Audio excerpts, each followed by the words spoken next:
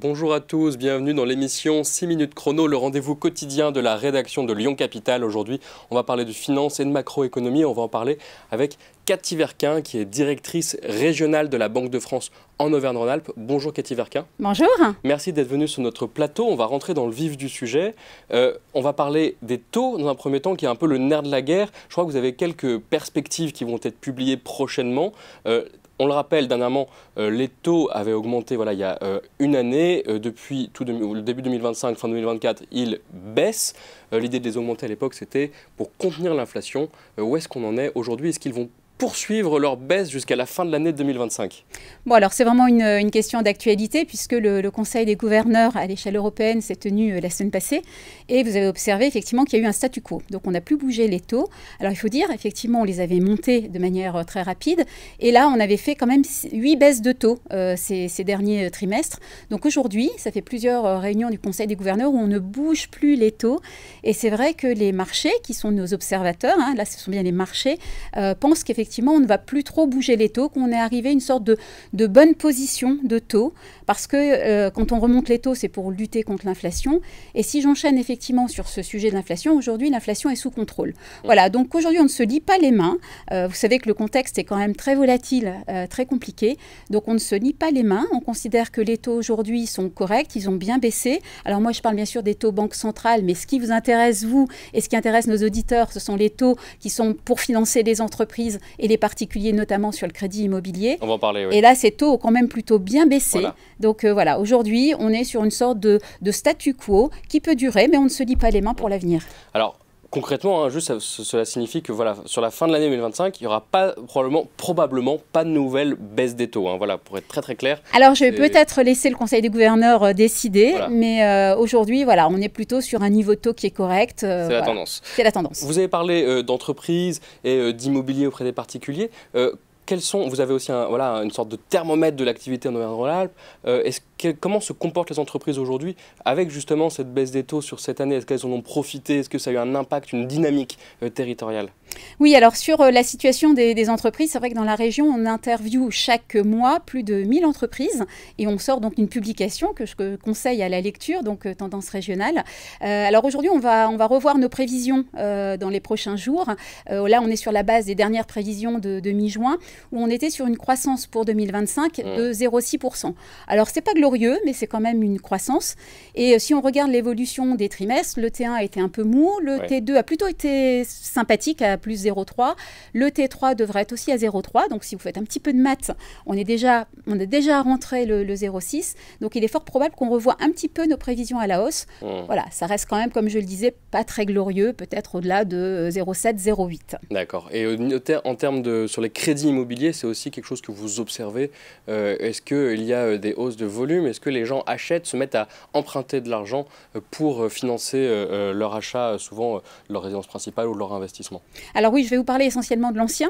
Alors c'est vrai qu'on était au plus bas du plus bas, si vous vous en souvenez, en mars 2024. On avait atteint un volume de distribution de crédit de moins de 7 milliards, alors que la moyenne de longue période est plutôt autour de 13, 14, 15 milliards. Et justement, par exemple, en juillet, qui sont les derniers chiffres que j'ai sous la main, on est autour de 13 milliards. Donc on voit bien qu'il y a eu une reprise. Je pense qu'effectivement, à la fois les vendeurs ont peut-être fait un petit effort sur le prix, et puis les acheteurs ont vu que quand même les taux avaient bien baissé cette dernière année et que c'était le moment d'y aller. Donc effectivement, les volumes repartent. Alors, un des sujets d'actualité dont on a beaucoup parlé ces dernières semaines, c'est aussi la hausse des taxes douanières sur les produits importés aux États-Unis. Nous sommes dans la région Auvergne-Rhône-Alpes, une des régions qui exporte le plus dans ce pays, aux États-Unis.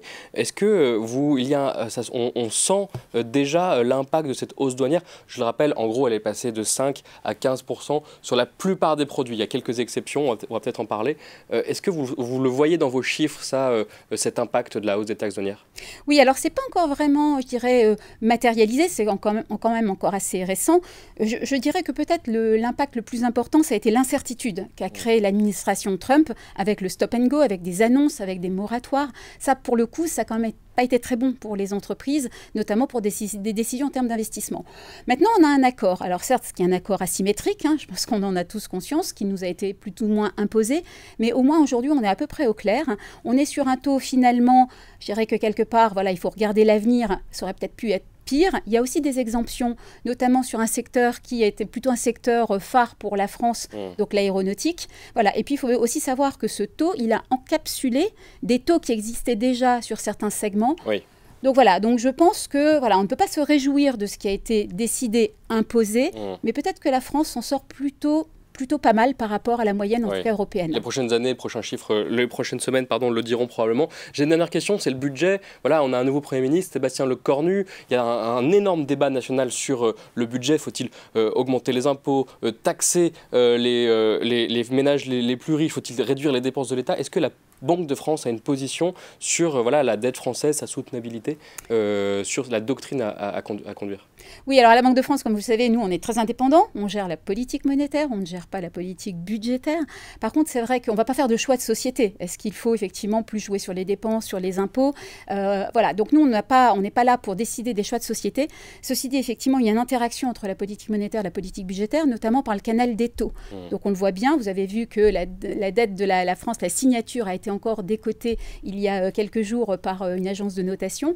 Et donc nos taux, on place bien notre dette, il n'y a pas de sujet, on place très bien notre dette. Par contre, on la paye plus cher.